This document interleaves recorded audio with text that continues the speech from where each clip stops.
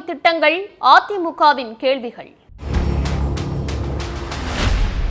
2026 சட்டமன்ற தேர்தலோட பிரச்சாரத்தை திமுகவும் அதிமுகவும் துவங்கிடுச்சு. மக்களை காப்போம், தமிழகத்தை மீட்போம்னு எடப்பாடி பழனிசாமி சுற்றுப்பயணம் செஞ்சுட்டு வராரு. திமுக ஓரணிகள் தமிழ்நாடுன்னு அந்த கட்சியின் தலைவர் ஸ்டாலினே நேரடியா குடும்பங்களை சந்திக்கிறாரு. இன்னொரு பக்கம் மாவட்டங்களுக்கு விசிட் அடிக்கிற முதல்வர் ஸ்டாலின் நலத்திட்டங்களை தொடங்கி வச்சு ரோட் ஷோ நடத்தி மக்கள் கிட்ட மனுக்களை வாங்குறாரு.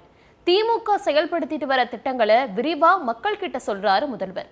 எதிர்கட்சி தலைவரோ திமுக நிறைவேற்றாத வாக்குறுதிகளை தன்னோட சுற்றுப்பயணத்துல பட்டியல் போடுறாரு.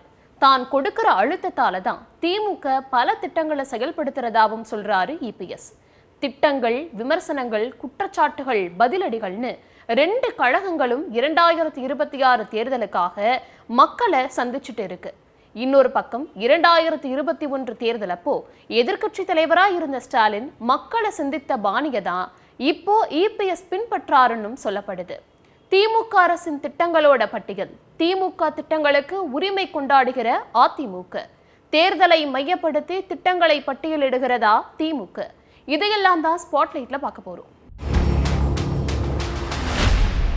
2026 சட்டமன்ற தேர்தலை எதிர்கொள்ள தமிழகத்தை மீட்போம், மக்களை காப்போம் அப்படிங்கிற தேர்தல் சுற்றுப்பயணத்தை மேற்கொண்டிருக்க அதிமுக பொதுச் செயலாளர் எடப்பாடி பழனிசாமி அதிமுக ஆட்சியில கொண்டு வந்த திட்டங்களையும், ஆட்சிக்கு வந்தா போட போற திட்டங்களையும் மட்டுமில்லாம ஒவ்வொரு தொகுதியோட குறைகளை பட்டியல் போட்டு திட்டங்களா செயல்படுத்துவோம்னு சொல்றாரு. கூடவே திமுக ஆட்சியை மிக கடுமையா விமர்சிக்கிறாரு.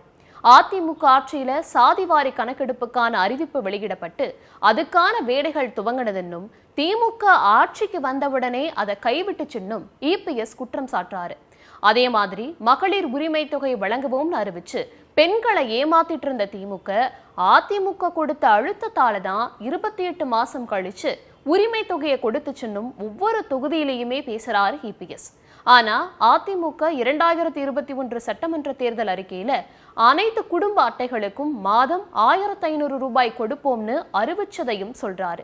இதுவரைக்கும் பொதுமக்கள் கிட்ட இருந்து வாங்கின 1,05,00,000 மனுக்கள்ல 1,01,00,000 மனுக்களுக்கு தீர்வு காணப்பட்டதா தமிழக அரசின் செய்தி தொடர்பு அலுவலரா நியமிக்கப்பட்டிருக்கிற அமுதா ஐஏஎஸ் அறிவிச்சிருந்தாங்க. இதையும் இபிஎஸ் தன்னோட பிரச்சாரத்துல கடுமையா குற்றம் சாட்டியிருக்காரு. தீர்வு காணப்பட்ட மனுக்கள் மீது முழு விளக்கம் கொடுக்கணும், இல்லைன்னா அதிமுக ஆட்சி வந்தவுடன் அமுதா ஐஏஎஸ் மாதிரியான அதிகாரிகள் மேல நடவடிக்கை எடுப்பேன்னும் மக்கள் மத்தியில எச்சரிச்சாரு. இப்போ தமிழ்நாடு முழுக்க செயல்பாட்டுல இருக்கிற உங்களுடன் ஸ்டாலின் திட்டமே அதிமுகவோட திட்டம்னும், ஏழை எளிய மக்களுக்கு தேவையான உதவிகளை நேர்ல போய் செய்யணும்னு ஜெயலலிதா கொண்டு வந்த திட்டம்னு கருத்து தெரிவிச்சிருக்காரு இபிஎஸ். சட்டம் ஒழுங்கு பிரச்சனை பத்தியும் மறக்காம எல்லா தொகுதியிலையும் பேசுறாரு இபிஎஸ். இது ஒரு பக்கம் இருக்க, தேர்தலப்போ திமுக அறிவிச்ச வாக்குறுதிகள்ல 10% மட்டுமே திமுக நிறைவேற்றி இருக்கிறதாவும், 100 நாள் வேலை திட்டத்தை 150 நாளா அதிகரிக்கிறதா சொல்லிட்டு 50 நாட்களா குறைச்சிட்டாங்கன்னு விமர்சிச்ச இபிஎஸ், 100 நாள் வேலை திட்டத்துல மிகப்பெரிய ஊழல் செஞ்சதால மத்திய அரசு நிதி கொடுக்க மறுத்துருச்சுன்னும், நாங்க நேர்ல போய் கேட்டதால மத்திய அரசு நிதியை கொடுத்துச்சுன்னு சொல்லியிருக்காரு எடப்பாடி பழனிசாமி.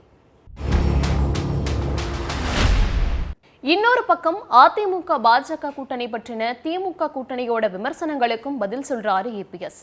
மத்திய அமைச்சர் அமித்ஷா வீட்டு கதவை இபிஎஸ் கள்ளத்தனமா தட்டிட்டு போய் சந்திச்சதா பேசியிருந்த துணை முதல்வர் உதயநிதிக்கு பதிலளிக்கிற விதமா, அமித்ஷா என்ன பாகிஸ்தானுக்கு அமைச்சரா இருக்காரு, உங்களை விட பெரிய பதவியில இந்தியாவின் உள்துறை அமைச்சரா இருக்காரு, அப்படிப்பட்டவரோட வீட்டு கதவை தட்டினதால தான் 100 நாள் வேலை திட்ட நிதி, சாதிவாரி கணக்கெடுப்பு உள்ளிட்டவை கிடைச்சிருக்குன்னு இபிஎஸ் பேசினது அரசியல்ல கவனம் பெற்றிருக்கு. ஓரணியில் தமிழ்நாடுன்னு திமுக அதிகாரப்பூர்வமா தேர்தல் பணிகளை துவங்கின நிலையில முதலமைச்சர் மு.க. ஸ்டாலின் அரசு சார்ந்த விழாக்கள் மற்றும் குறைதீர்க்கும் முகாம்கள்னு மாவட்ட வாரியா சுற்றுப்பயணம் போயிட்டு இருக்காரு. இதுவும் ஒரு பிரச்சாரம் தான் அப்படிங்கிற பார்வையும் முன்வைக்கப்படுது. அரசு விழாக்கள்ல பேசுற முதல்வர் ஸ்டாலின் இபிஎஸோட சுற்றுப்பயண பேச்சுகளுக்கு சூடா பதில் சொல்லிட்டும் வராரு. இபிஎஸ் வச்ச குற்றச்சாட்டுகளுக்கு அடுத்த நாள் மயிலாடுதுறையில நடந்த அரசு விழால முதல்வர் பதில் சொன்னாரு. அமித்ஷா வீட்டு கதவை தட்டினது உங்களையும் உங்க கட்சியையும் காப்பாற்றத்தானே தவிர தமிழ்நாட்டு மக்களுக்காகவா தட்டினீங்கன்னு கேள்வி கேட்ட முதல்வர், உங்களுக்கு 2019 இருந்து தொடர்ந்து தமிழ்நாட்டு மக்கள் பாய் பாய் சொல்லிட்டு இருக்காங்க, அவங்க எங்களுக்கு சொல்ல போறதா கனவு உலகத்துல இருக்கீங்கன்னு இபிஎஸ் கடுமையா விமர்சிச்சாரு. கூடவே பாஜக அதிமுக கூட்டணியை பற்றி பேசிட்டு வர இபிஎஸ்க்கு தன் கட்சியை விட பாஜகவுக்காக பரிஞ்சு பேசுற எடப்பாடி பழனிசாமி கொடுத்த காசுக்கும் அதிகமா கூவுறதா வடிவேலு காமெடி காட்சியை குறிப்பிட்டு பதில் கொடுத்தாரு. தேர்தலுக்கு இன்னும் சுமார் 10 மாதங்கள் இருக்கிற நிலையில தமிழகத்தின் பிரதான கட்சிகளான திமுகவும் அதிமுகவும் தங்களோட பிரச்சாரத்தை முடுக்கிவிட்டிருக்கு.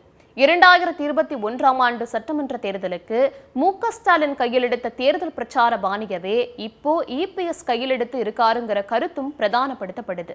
குறிப்பா தேர்தலுக்கு ஒரு ஆண்டுக்கு முன்னாடியே மக்களை நேரடியா சந்திக்கிறது, நடைப்பயணம் மேற்கொள்றது, காலை நடைப்பயிற்சியில மக்களோட பேசுறது, காலையில தொகுதியோட முக்கிய பிரதிநிதிகளை உட்கார வச்சு அவங்க குறைகளை கேட்கறதுன்னு 2021ல ஸ்டாலின் செஞ்சதை 2026க்கு இபிஎஸ் செய்யறாருங்கிறத கவனிக்க வேண்டியிருக்கு.